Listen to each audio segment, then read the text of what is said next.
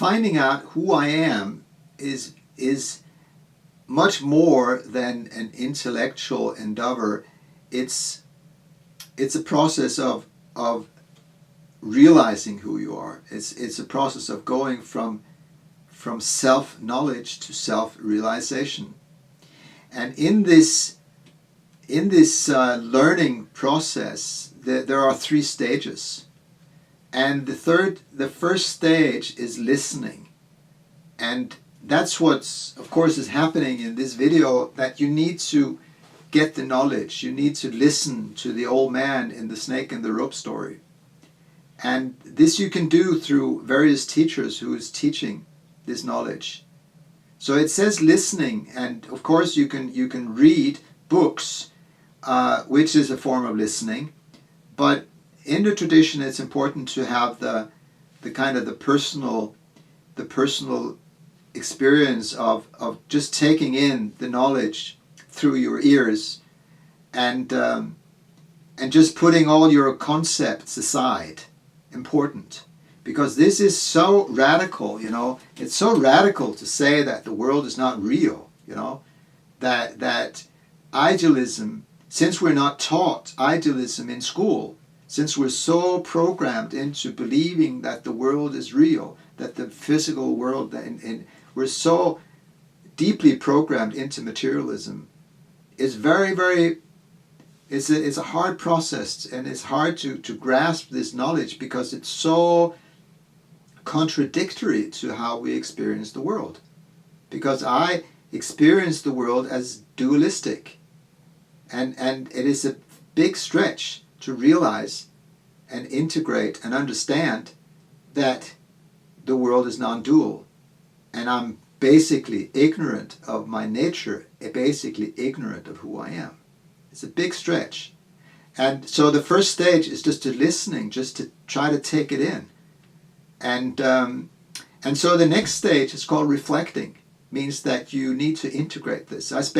For my own part, I spent at least 3 years, to just so many concepts where I had to just write down a sentence and reflect it for days before it kind of sank in.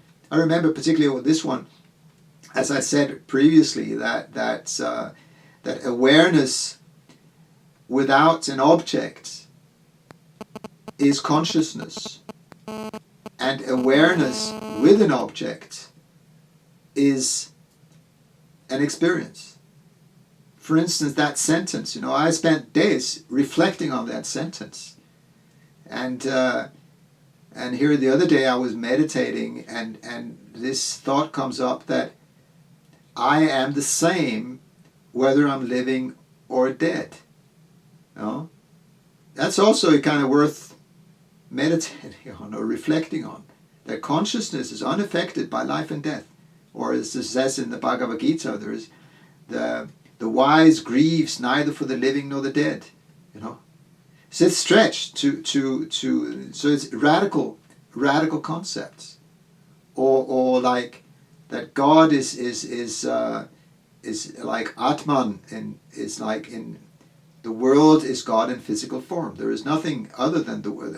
God is the world in physical form, or God has two sides, as unmanifested and manifested. So the non-dual world expresses itself. This is called Maya, the illusion. And so how the consciousness, how that is able to create dualism is called Maya, and it's called what makes the impossible possible, because it's logical impossible, and reality in itself, that we're here, that we exist, is completely illogical. This is not supposed to exist, because eventually, at some point you should imagine that there was nothing. And how anything can be created from nothing is illogical, completely impossible. So basically, down the line, there is a mystery in the end of the road, and there are some questions that even these heavy duty spiritual traditions still cannot answer, and just have to take for granted. There is a reality There is existence. There is consciousness. We cannot be denied. That's our starting point. So the last stage of the teaching is the integration. And the integration, in many traditions, is just synonymous with meditation. That the meditation is the way to integrate the knowledge.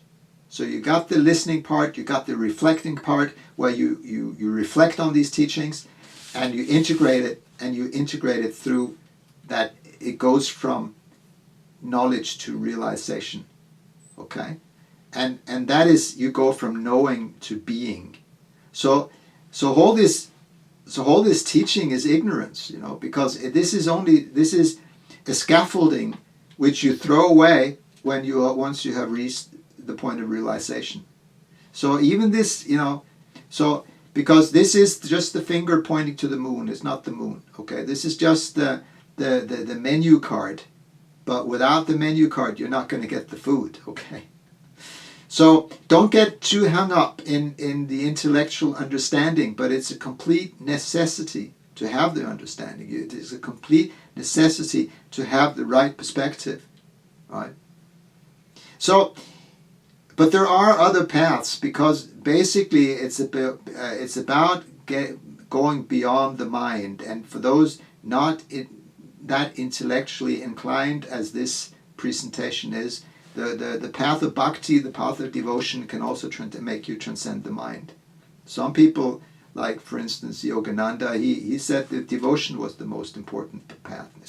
Many people on the spiritual path will say devotion is the most important, and so actually most of the spiritual world is very anti-intellectual, really. I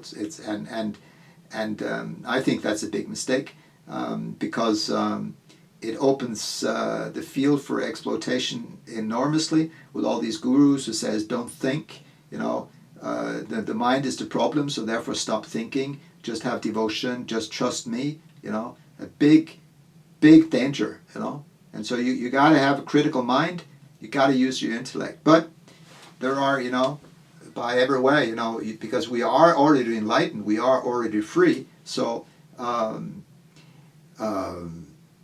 so there's many ways to get it. Also through karma yoga, through getting out the mind or the ego out of its way, and can also be liberating. So that is the process of self-realization, and it also is way down the line to have that ambition, because the beginning stage is just to find out who you are, just to ask the question, who am I, is the beginning. And in many ways it's a stupid question, because everybody knows who they are. But when you analyze it, you realize that it has enormous implications, because it's basically about asking, what is this world? What is reality? Simple as that. So, simple question, and it's the starting point of the spiritual quest, is to find out who I am, discover the cause of suffering, and discovering the path or methods to remove the suffering and become free.